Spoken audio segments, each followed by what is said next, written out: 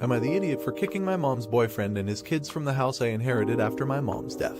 I really don't know if I'm an idiot in this case. I apologize for my bad English. My male 19 parents divorced when I was 6. My mom got a boyfriend, Josh, and they started living together when I was 9. He had twin daughters, who were 4 when they moved in. Their mother was not in their lives anymore. My mom took them in as their own. I admit that I was a little jealous because they had her full time and me only 50% of the time.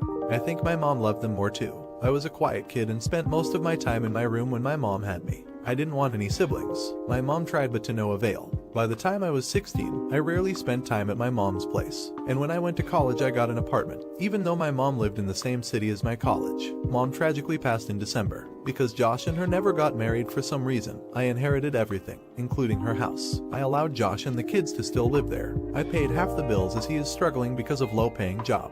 My lease ends in December and I decided to move into my house after. I sat down with Josh and told him I was moving in January. Since this is my house, I will take the bedroom and he will move to my old room. He started crying how the bedroom is his safe space and all my mom's things are there, which gives him peace. I told him he can move a few of her things to my old room. My room is a third of the bedroom. He started crying even more that he doesn't want to abandon their bedroom. I was pretty pissed at that moment, so I told him to just get out of the house then, as I don't have energy to deal with this poop. I have since cooled down. But 3 days later he sent me a message to notify me where he left the keys and that they moved out. I found out they went to a homeless shelter. I got messages from my mom's side of the family about how I am heartless and cruel to kick them out. How the twins lost mom and home in less than a year. Twins texted me how they couldn't believe their own brother made them homeless and asked me what they did wrong. My dad and his family told me I did nothing wrong. I do feel bad for them, but I still think I decide who gets what room in my house. Am I the idiot? Edit. I will call Josh today and ask him to meet. I will try to sort things through and I hope we will come to an agreement. Thank you everyone for opinions and suggestions. You're the idiot.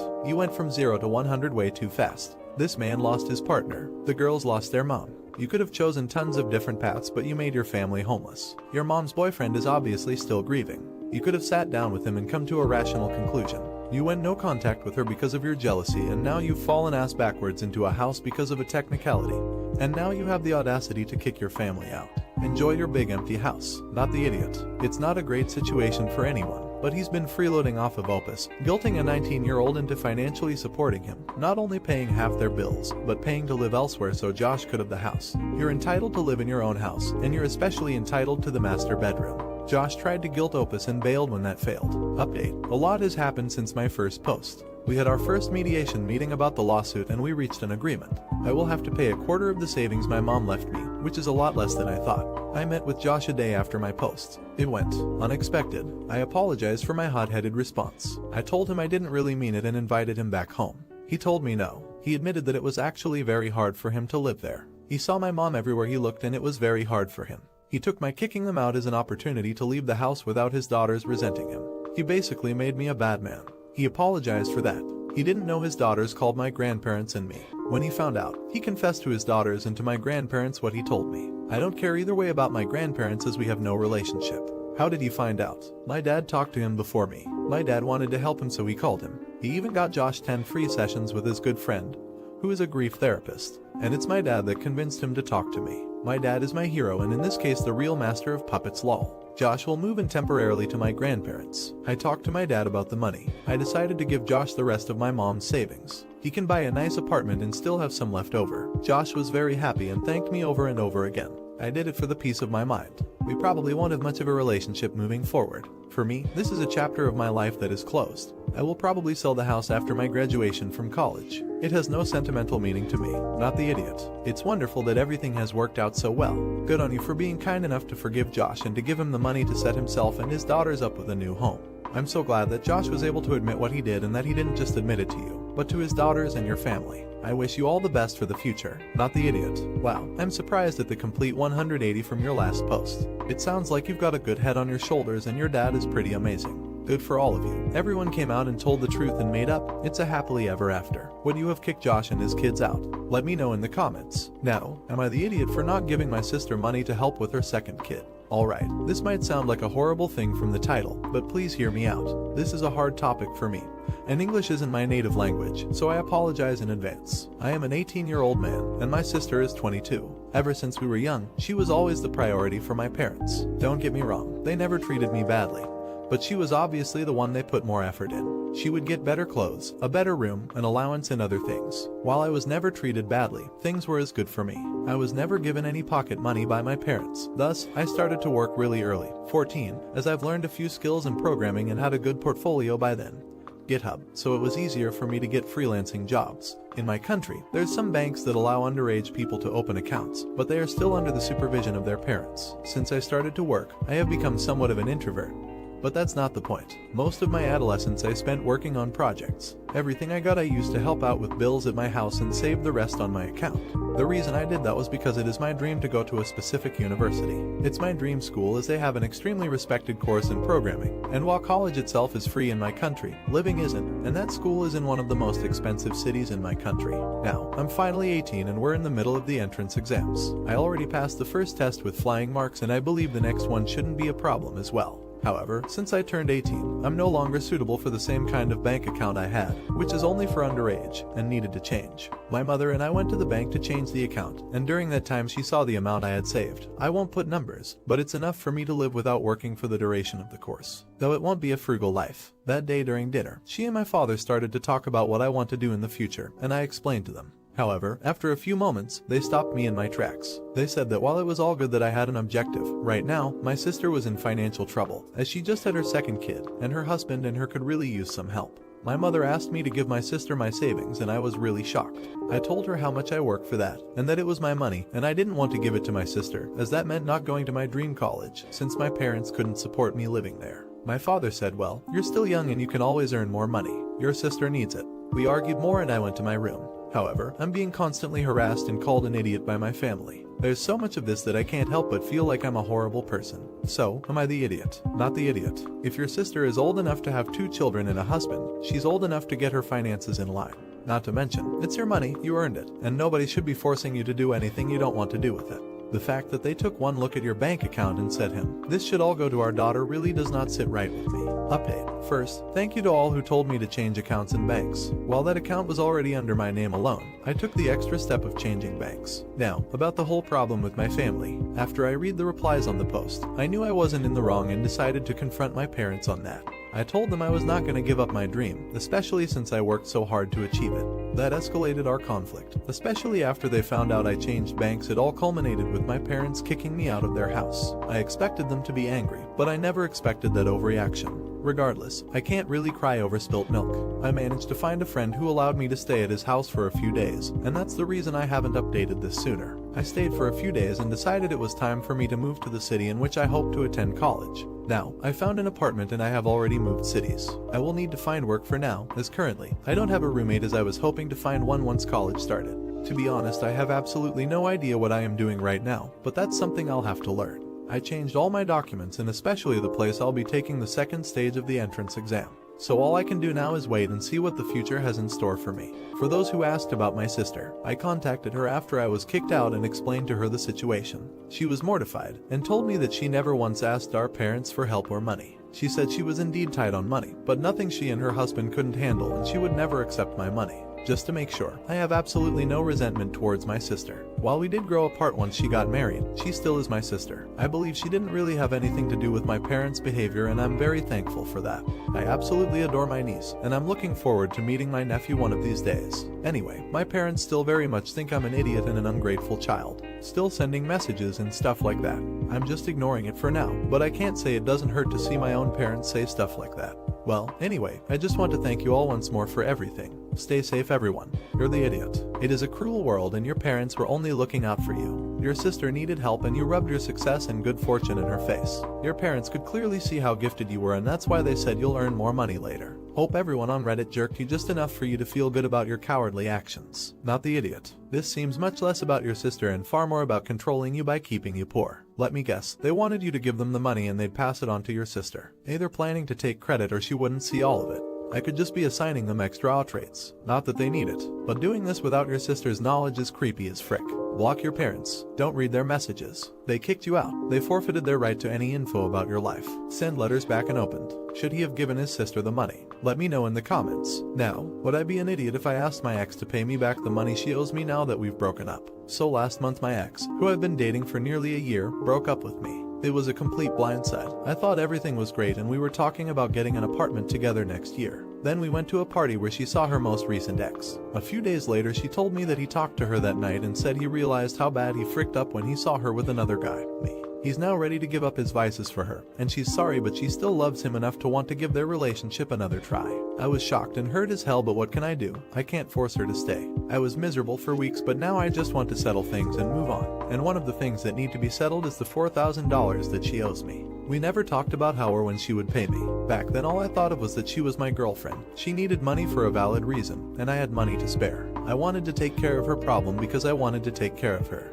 I told her to pay me when she had money, and she has been paying me a couple $100s every now and then. I was fine with that because she was my girlfriend, but it's not something that I would do for everyone. Now that we're no longer together, I've been thinking about asking her to pay me the $4,000 by the end of the year. I know it sounds petty, but honestly now that she's no longer with me and given the circumstances of our breakup, I don't feel as inclined to be lenient to her with my money as I did before. I also want a clean break so I can totally move on from all of this. I don't like the idea that I'll still have some sort of communication or connection to her for the next few years if it takes that long for her to pay me. I'm willing to listen and ready for your judgment. You're the idiot. You're totally entitled to want your money back, but giving her less than a month to come up for $4,000 is obviously unrealistic. Talk to her about paying you back with regular payments, maybe every month, and hopefully she'll set up a direct debit or something and you won't have to interact with her at all after that first conversation. Asking for it all this month is almost certainly going to get you nowhere if she doesn't just have it spare sitting around. Update. The general consensus was that I wouldn't be an idiot to ask my ex to pay me back as long as I asked nicely, but I was an idiot for lending her money and expecting that she would pay me back $4,000 at 3 weeks notice. So I went ahead and called her and nicely asked if she could pay me back at the end of December because I just want a clean break so we can all move on. She said she understood and she'll see what she can do. I later learned that she sold her car to her boyfriend, who let her continue using the car. In short, I got paid and she kept the car she sold to pay me. Great ending for everyone. But then a few weeks later she called me saying she wanted to talk. She and her boyfriend went to my apartment and told me the craziest thing: she's pregnant.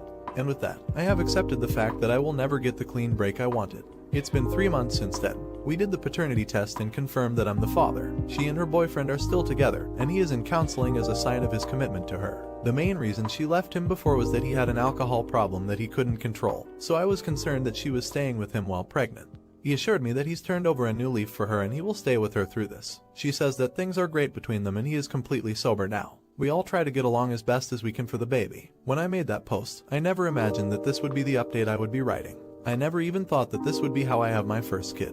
But what's done is done, and at least we're on the same page about prioritizing the baby. Thanks for all the replies to my original post and wish me luck. Not the idiot. I don't know whether to congratulate you or feel bad for you. On one hand, you are a father. You just created a new life, and it might be a good thing in the long term, creating a bond with your child and becoming, hopefully, a good and proud father. On the other hand, however, it means that you won't be able to move on from her, and you'll have to live with the fact she's no longer with you, and you won't be able to leave her behind because of that child. Not the idiot. Just throwing it out there that you should plan for the worst and hope for the best. Start putting lawyer money aside in case this guy relapses. Babies do not fix addiction. This guy will relapse because relapses are a part of normal recovery. Lawyers are expensive and so are kids. If things go well, then great. You got an emergency savings. Am I the idiot for refusing to kick my cousin even though I raised her as my daughter? I, 29, live with my pregnant fiancée, Sarah, 27, and my cousin, Mira, 18. To make a long story short, I've basically raised Mira myself since she was 4 and I was 15. Her parents are extremely negligent, and when I was 20, she ended up basically moving in with me. While she calls me by name and calls me her cousin, for all intents and purposes we have a father-daughter relationship. Mira is obviously important to me. She didn't get along with Sarah at first. I think she just hated sharing my attention. But I thought they get along well now. Sarah and I have discussed Mira and her situation. While I knew Sarah thought independence is better, I personally think it's better for her to stay here while she goes to university. A few days ago, Mira came up to me crying and apologizing. She basically said she was sorry for being a burden and hurting me, for not realizing how I felt, and that she would move out and everything. I had no idea what was going on, and when I managed to calm her down, she basically told me that Sarah had talked to her. Apparently she told her that she's old enough to move out and stop being a burden on me, that she needs to stop taking advantage of my kindness. I got pretty pissed and reassured Mira that I love her and wouldn't kick her out or anything. I was furious and argued with Sarah about it. Apparently she thinks I'm letting Mira take advantage of me, that she's old enough to be independent. She thinks it's such an issue that Mira has been referring to the baby as her little sister, that she's my cousin, and I have an actual daughter coming so I can't keep coddling her. Basically, she thinks I'm spoiling her with all this, which is ridiculous. That she did it this way because I left her no choice. The whole just a cousin has really pissed me off. Even if not by blood, she is my daughter, I raised her and love her. Sure, I spend a lot of time and money and whatnot on her, but I would do that for any child I had. Our argument went terribly. I don't understand how she can see Moira as some leech I need to stand up to, and that she did what had to be done. Mira was really happy I didn't feel that way, and obviously hates Sarah now. Sarah and most of my in-laws obviously say she's right and I need to have appropriate boundaries. Our friends mostly agree with Sarah. Even my best friend basically told me that Sarah's right when I vented. Apparently I basically forgot my place and it's unhealthy. I really don't agree with them. But having so many disagree, especially my best friend, is giving me doubts. I want what's best for Mira, and while I personally want her to stay, if it is actually unhealthy maybe Sarah would be right. Sarah definitely went the wrong way, but maybe I was wrong to not take some of the worries seriously. Not the idiot. Mira is in university. It's great that you're willing to let her live at home so she can get an education and hopefully not graduate with an overwhelming pile of debt. As long as she's in school and working towards supporting herself, that's a young adult worth subsidizing. I find it odd that you know Sarah well enough to marry her but had no clue how she felt about Mira or that she would go behind your back that way. I hate to tell you, but you knocked up the wrong person. Update: it's been a big month for us. It's not perfect, but we're all trying to work it out and 3 weeks ago started therapy for me, Mira and Sarah. It's been helpful, but still early. My friends just don't see her as my daughter, which seems to be why they agreed with Sarah. While therapy may change our minds, for now Sarah and I agreed to forgive and work together, and Mira will likely stay. Sarah maintains her issue as independence, though the therapist has suggested her worries for the baby and resentment for Mira's original hate is influencing her behavior over it like some people said. On that note, Mira isn't happy I'm trying to forgive her, but I've made it clear that she has to take it out with me, not Sarah. It's still awkward between them obviously, but I think Mira's excitement for the baby is winning because she's getting less aggressive about her hate. I think with some time she'll be able to accept Sarah's apology. Also, to make it final, I talked to Mira about adult adoption. She was really happy and jumped at the idea. While she won't call me dad, I think this will help solidify our relationship.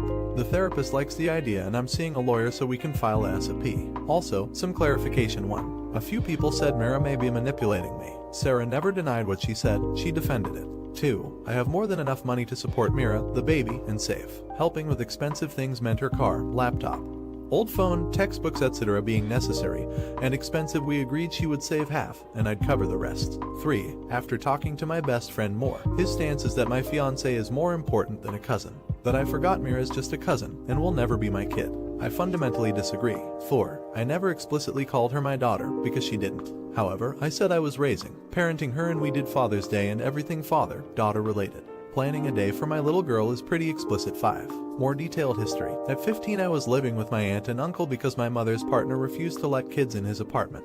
I basically did all the parenting for Mira. I would feed her, bathe her, clothe her, comfort her, play, etc. At 20 she stayed with me for babysitting until they wanted her back.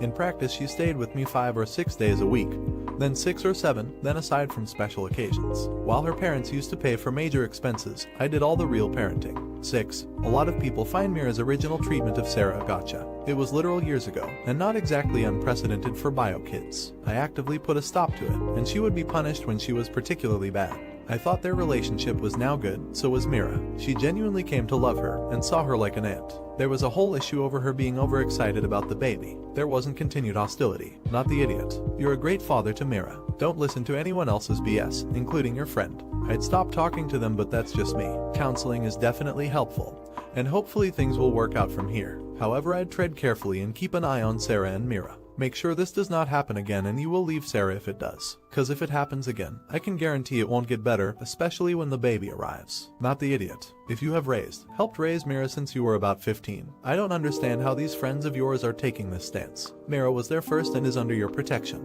I'm glad that there's counseling going on, but please keep in mind that Mira's feelings about Sarah are valid. Mira was made to feel as a burden.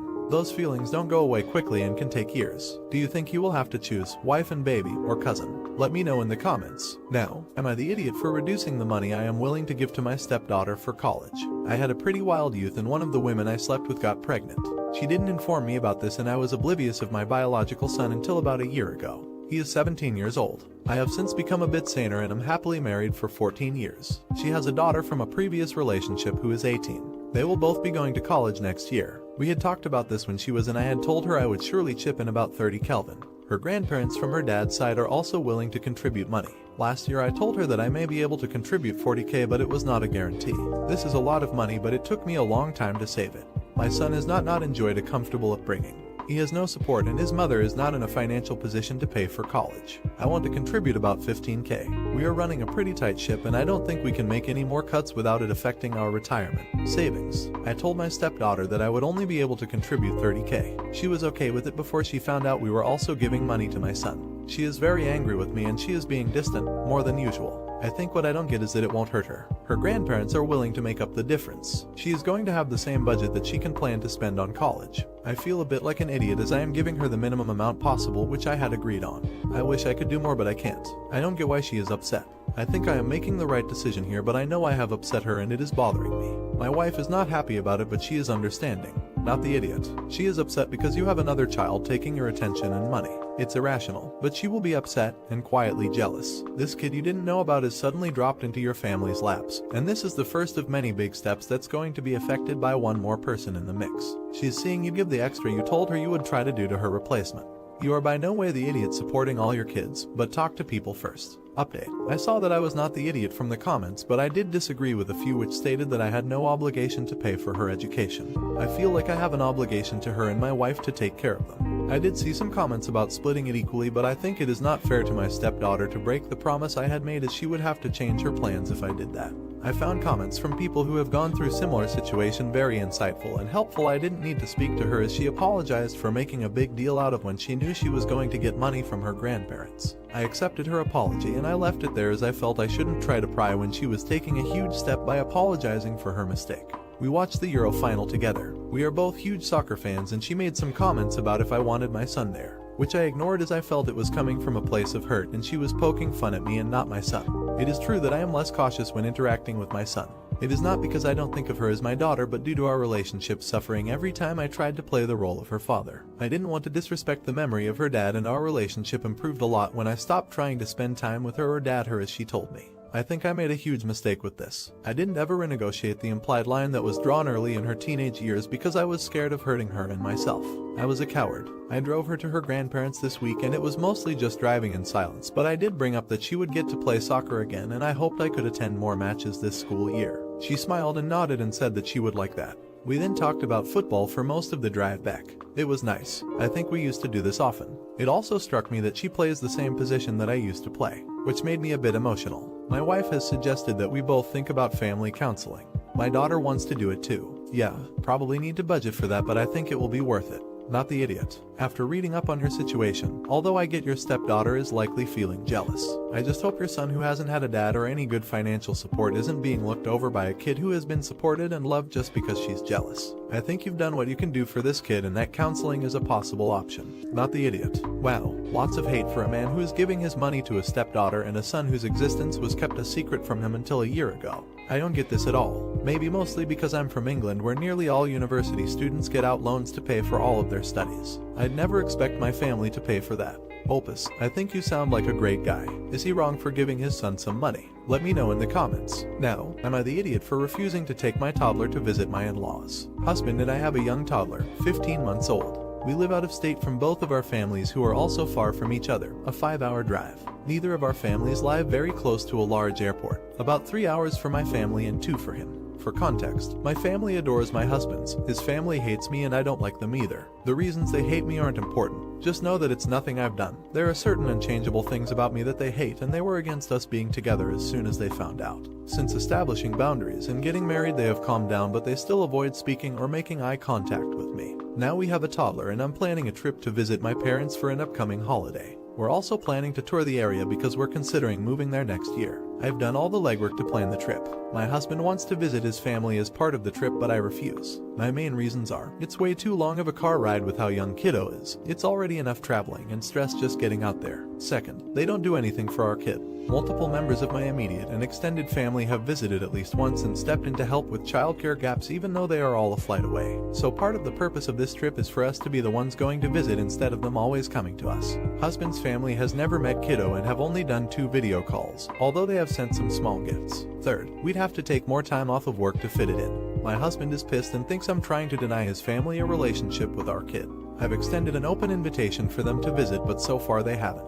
There's no financial burden on their side, they just give semi-plausible excuses. They counter with an offer to take kiddo for a few years so we can focus on our careers and kiddo can learn their language. That's a hard no from us. I offered to meet them for a day or two in the major airport city. They go there all the time, since we have to go back anyway, but that's not good enough either. Apparently we have to go to them and can't expect them to accommodate us because they just won't do it. So if I want them to meet kiddo, we have to do all of the work. But I don't really care if they meet kiddo or not, after all they've put me through. It's not my job to make sure that happens. I think if the husband wants them to meet kiddo, then he needs to plan his own trip and coordinate with them, not tack on to what I'm already planning. My husband thinks it's ridiculous to expect him to plan another trip when we're already going to be out there, even though it's not exactly close, and that I'm not considering his feelings. Am I the idiot? Not the idiot. You do have a marriage issue though, and a family issue. The offer to take the child for a few years to allow you to focus on your career suggests that his family is a certain ethnic group to me, and that you likely are not that same ethnic group. That is why they refuse to have anything to do with you. You need to make absolutely certain that you are present on any visit between your child and your husband's family. You don't want the child left with them, and your partner needs backup to say no. You also need to watch the interaction and make certain that they are welcoming to the child, and don't discriminate based on ethnicity. I hope I'm wrong, but I've seen it too many times. Good luck. Update. In the end, I stood my ground. We will not be visiting my in-laws for this trip or at all in the near future. It definitely got a bit heated, but logically it just didn't make any sense to visit my in-laws. We'd be about 5 hours away by car. We'd have to rent a car to see them. We'd have to pay for a hotel because they don't want me in their house, and they don't even celebrate this holiday. I also recently started a new job and don't have much PTO banked up. What little I do have I need for the short holiday trip and then our big move in spring. I laid all this out to my husband and asked him how we would resolve these issues, and he didn't have an answer. I can't magically get more PTO. Neither one of us wants to add 10+ hours of driving onto a trip that already has a cross-country flight or pay for a hotel, car rental. And frankly, our parents do not live near each other even though it might be in the same region. Think one lives in NYC, the other in Buffalo, NY. Yeah, it's the same state, but it's not close at all, so this expectation that when we see one we have to see both has to stop. A few weeks later we talked about it again in the context of us moving closer, still 5 minutes 6-hour drive, and I laid out for him that I'm simply not willing to go so far out of my way to make sure my in-laws have a relationship with our kid. They're racist. They were terrible parents to all of their kids, but especially abusive to my husband. They're already playing favorites. Read Golden Child and Scapegoat with their other grandkids, and I'm not going to move heaven and earth to have the idea of a family with them. My husband has come a long way in not jumping every time they snap their fingers, but this was something he struggled with.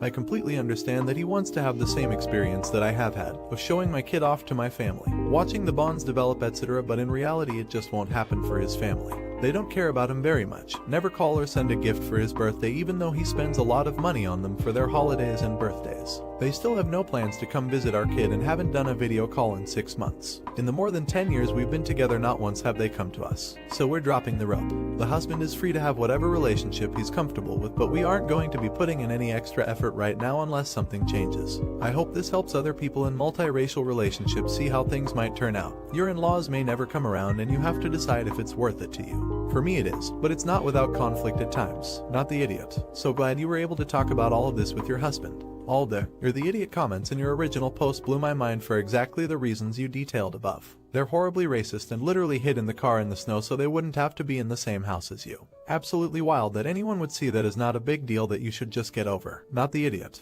If your husband isn't against therapy, he needs to start it. It took me a long time to unlearn my family's toxic thought patterns. Am I the idiot for not telling my wife to tone down her dancing at our wedding? My wife, female 29, and I, male 29, got married last weekend. We've been together since the first year of uni and got married on the 10th anniversary of the day I asked her to be my girlfriend.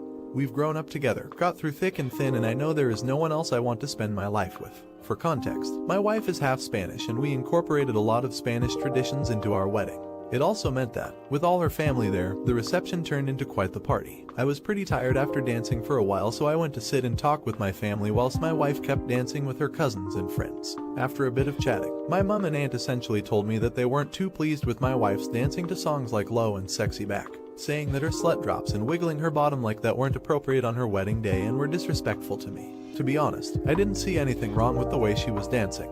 It was nothing more than I think any person would dance to songs like that in the club when they were having fun and had a couple drinks, and I told them as such. They said I should tell her to tone it down, but she was having fun with her friends and I didn't see anything gratuitous about it, nor was she super drunk, so I told her it wasn't my place. We ended up wrapping up the party soon afterwards anyway. The morning after, we had breakfast with my family and my aunt mentioned to my wife that she was pleased that I eventually got her to tone down the fiesta. My wife asked what she meant by that and my mom told her about the conversation from last night. My wife has told me about this. I was talking to my dad and uncle at the time and didn't hear. My wife apologized but was then very quiet for the rest of the day.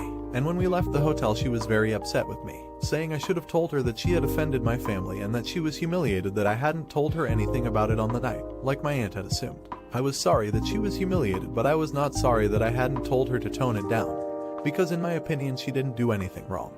She still thinks I should have just told her because now she won't have a good relationship with her in-laws. She doesn't have a good one with her parents. I'm mad at my mom and aunt and want them to apologize to us, but she refuses to bring it up with them and wants to apologize again to them when they come over this weekend. I want to stand up for her because I think they're being incredibly rude.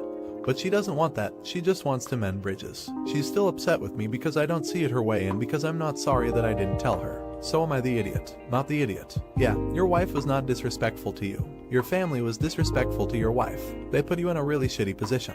I can see why your wife might wish you'd told her and now she's upset. But if you had told her she likely would have been upset then, and I can understand why you wanted to keep that BS away from her and make sure she had fun at her wedding. It was shitty of them to say to you, and even more shitty of them to say to her. I understand that your wife is nervous about having a good relationship with your family. But honestly, if they're being this dickish to her at the wedding, it doesn't seem enormously likely the relationship will be very good anyway. That sucks, but it's their fault, not hers. Update: I talked to my wife. I apologized for not telling her what my aunt had said, and that it was only because I believed what my aunt had said had no merit, and that she as my wife was always going to be my priority rather than placating them. She accepted my apology. She still was wary to try and confront them about it though, and I ended up saying something that I read in a comment that broke my heart. That my wife was probably more than anything grieving the loss of the new family she thought she was going to have. And she immediately burst into tears. So the commenter was spot on. Her parents went through a very bitter divorce that damaged their relationship with their children permanently. So it was a difficult conversation, but we came to the conclusion that we had to confront my mom and aunt in the hope of salvaging any relationship, though my wife wanted me to do it on our behalf. Fair. I called my aunt and basically let her have it. She wasn't apologetic at all and said some pretty nasty things that I won't repeat, so that was an immediate end to that relationship. I then called my mom to do the same, and she was very ashamed. For context, my aunt is her older sister, and we invited her because my mom and my wife wanted her there. My aunt had never met my wife, but my wife really wanted to meet my whole family. My mom grew up in a very conservative Christian household, and although she stopped believing, my aunt didn't, so there's been some distance and disappointment. My mom apologized to me and said she had been missing her sister and had let herself get brought back into old habits. She wants the opportunity to make it up to my wife, but my wife and I have agreed on low contact for now, and we'll see how we go. My wife did say okay to flowers and a letter that my mom wanted to send, but I told my mom pretty sternly not to expect anything from my wife, which she took pretty well. Most importantly, my wife now seems to be a lot happier. I don't know if our relationship with my mom will be as trusting ever again, but it at least will be one with clear boundaries. Part of the reason for the delayed update is that, amidst all this, my wife realized she'd missed her period. And lo and behold, she's pregnant. Cue panic because she drank at our wedding and this is totally unplanned. But otherwise we're ecstatic. We haven't told anyone other than her mother and sister, and now we're going to have to really think about how this is going to work with my mom. But I'm now feeling way more confident that we'll be able to figure it out together. As long as my wife is happy, I don't care. Not the idiot. Opus, I just want to say you sound like a good husband who is shouldering new responsibilities while trying to honor the old. I wish you the very best, and it sounds like you have the foundation of a relationship built around respect and communication. Not the idiot. Good for you. I understand taking a breather from your mom. Her behavior was hurtful and damaging, and people prefer to pretend that an apology erases damage instantly. It does not. A true apology may pave the way to repair, but time is often needed. Congratulations on the baby. How would you have reacted to an aunt like this? Let me know in the comments. Now, am I the idiot for kicking my mom out of my house after she tried to get my fiancé to parent my kids? I, male 36, have 2 boys, ages 6 and 7. I'm engaged to Millie, female 31, and we have a great relationship. My kids like her a lot and vice versa. We always have fun together and they call her Aunt Millie. They live with me about half the time because my ex and I share custody. My mom was over at my house the other day to spend some time with us. We were having a good time. Then Millie got a package. It was a piece of antique art. She's a collector, and she left to get it ready for her display case. Soon after, my 7-year-old came in and asked me to help with his homework, so I excused myself and went to sit in the living room with him. My mom gave this odd look, but said nothing, so I didn't question it. While my boys played outside, she then asked why my fiance didn't help him instead, since I was clearly busy with my mom. I was surprised and said Millie was busy too. Besides, my son asked me for help and not her. She tutted loudly and said, well, what's the point of getting a new wife if she's not going to help you parent your kids? She better step up fast if wants to be a mother to them. This blew my mind. Because not only was it incredibly rude, my boys already have a mother. My ex is a great parent and the only one they'd ever call mom. And Millie and I aren't even married yet, so she technically isn't their stepmom. I told her that wasn't necessary. Helping with homework is hardly parenting, and that I'm their dad, so parenting them is my job. I also clarified that had my son asked Millie for homework help, which he never does, she would have gladly helped, but that again, she was busy and he asked me. My mom said so she just expects to sit on her ass polishing her trinkets while you bust your back around here. I lost my temper and politely told her to GTFO, as I could hear my kids coming in and didn't want a scene. She was affronted, but left in a huff. Mom told the whole family. A few extended family are on her side and say I overreacted. Dad called and took no sides, but assured me my anger was justified since he knows how my mom gets. Millie is glad I stuck up for her, but feels guilty for what happened and wishes I'd gone in and asked her to help the 7-year-old so she could prove to mom that she is indeed willing to do those things. She said I shouldn't have kicked mom out before she had a chance to talk it out with her, since Millie is going to be family and we should all get along for the sake of the boys and any future kids we have. She's sad that now there's family drama about her before she's even married. I firmly feel like I did the right thing here, but seeing her stressed is giving me pause. I reassured her she's done nothing wrong. We'll make an amazing stepmom and that my kids love her, but my mom does not get to say she needs to parent them. My kids don't need or want another mom, they just want their friend, aunt. Should I have given my fiance the chance to talk to her before kicking her out? Am I the idiot? Not the idiot. Does your mother hate your ex or something? It's so weird that she is trying to replace your ex's legitimacy as a mother to your shared children. Has your mother criticized your fiance about other things before? Was she hypercritical of your ex or any other women you've been involved with? It kind of sounds like nothing will make a woman good enough in your mom's eyes. I wonder if she would have had an equally irrational response if the reverse had happened. Example, if your fiance was helping the kids with their homework, would your mother have then criticized that as overstepping? Update. So, as some of you suggested, I drew clear boundaries with my mom explaining who parents my kids and why she was in the wrong, with some success. She acknowledged she shouldn't have insulted Millie. Then she demanded that I admit I was wrong to make her leave like that. Well, I said I didn't believe I was. She promptly texts that she's no longer coming to my wedding. She's willing to reconsider if I apologize for my rudeness. Now, my mom's done dramatic things like this before, and they always end up being empty threats, but only because someone placates or coaxes her. I didn't think apologizing was right. Poor Millie was distraught, but supported me 100%. She offered to apologize to herself if I thought it would help.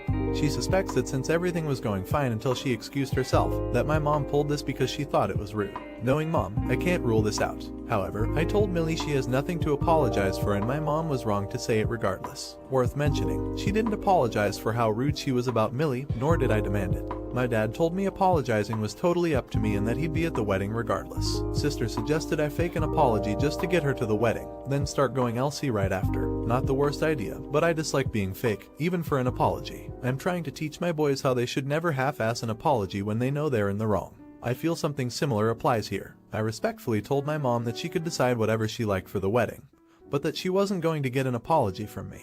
She hung up in my face and hasn't contacted me since. Been almost 2 weeks. TBH, I'm over it. I do love my mom. She's done right by my sisters and me in other areas, and I did want her there. But I need to protect my family, and she did this knowing it would hurt them. Wedding's 3 months away, so this is salvageable if it should be salvaged. But the only reason I would now is for my kids and Millie. The boys love their grandma and will wonder why she isn't there. Millie plans on this being her only wedding, as do I lol, and it was important to her that all our family attend. But she's accepted that this may be a blessing in disguise, if the only way we keep my mom in our lives is by bending the knee at every turn. One silver lining is that some of the extended family who were previously on my mom's side have decided she's now being unreasonable. They apologized and will be attending the wedding now. A few of them still back her up. But oh well. What matters is that I'm marrying the love of my life and no one there will talk poop about her for doing nothing wrong or criticize my parenting. I want to thank everyone again for their solidarity. I showed Millie many of the comments, and she thanks you too. Not the idiot. That sit on her ass line was just vile. Glad to hear you and Millie are holding the line on mom just dropping big steaming remarks like this and then saying it was a joke when you react as any honorable man would. I seriously doubt she will waste a mother of the groom entrance at your wedding. But a civil low contact sounds like a good idea. Congratulations and best wishes on your marriage. What would you do if this was your MIL? Let me know in the comments. Now, am I the idiot for refusing to lie to my niece about why she is not allowed to come skiing with me? I, 29, female, have a brother, Hugo, am 31. When Hugo was 19, he got his then girlfriend Amy pregnant. They had their daughter Ashley, now 11, and later got married and had a baby boy, 4. Over the years, I've become close to Ashley. When I'm home, I live abroad. I take her out to shows, shopping, horse riding, etc. We also keep in contact via text. She's bright and thoughtful, just a pleasure to have around. Amy has never liked me but has mostly put this aside for Ashley. Me and my BF are visiting my family for Christmas and then leaving to go skiing.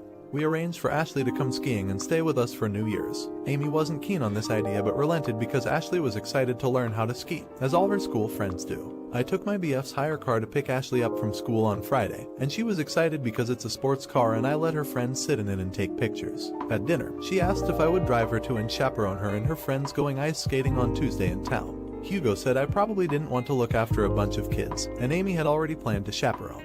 Ashley ignored him and begged me to chaperone. I didn't really mind, but Amy looked annoyed, so I said I wouldn't want to mess with the established plan.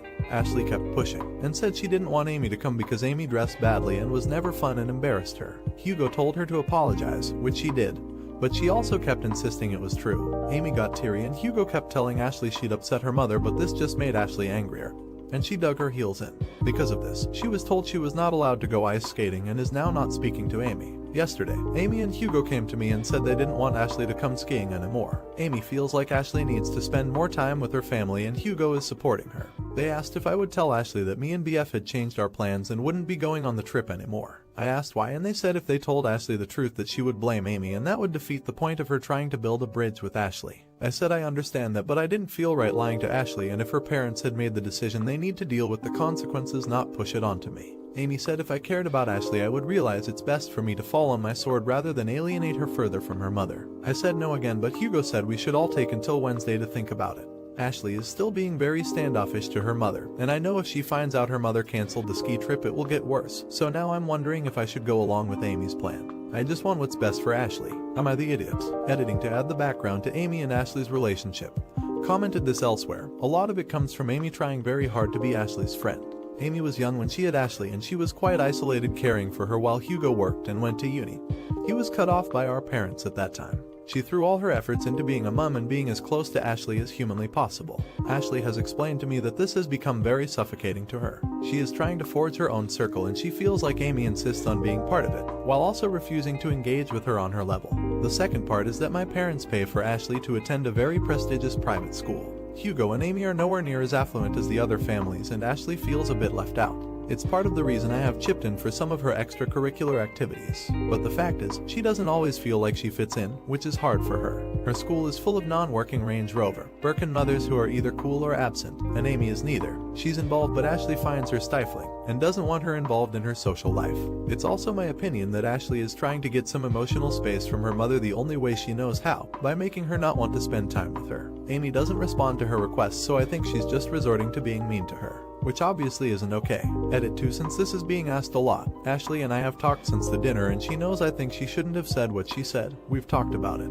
Even she said she shouldn't have said what she said. Did I go ham and tell her she's entitled, spoiled, throw the kitchen sink at her? No, but she knows I think she was wrong and she agrees. Not the idiot. And not only will Ashley prefer knowing the truth, but she will also feel as though she can trust you because you are refusing to lie to her. Also, Amy trying to guilt you into lying by pulling the "if you actually care about Ashley" rhetoric is such an idiotic move. Update. To get this out of the way for everyone who wants a quick update, Ashley did end up coming on the ski trip. We had a great time, especially as my engagement ring arrived and me and my BF are now officially engaged. A lot of people suggested we all sit down to discuss what's been going on, and we did. Ashley managed to say a lot of what she'd been saying to me to Amy. The conversation boiled down to, Ashley doesn't want an absent mother, but she wants a mother, not a friend. She wants a mom who drives her to ice skating with her friends, and sits in the stands to supervise, not one who comes onto the ice with them and tries to hang out. She says she does sometimes feel awkward at school, but she manages it most of the time, until her mom is around and then she is reminded that she's different.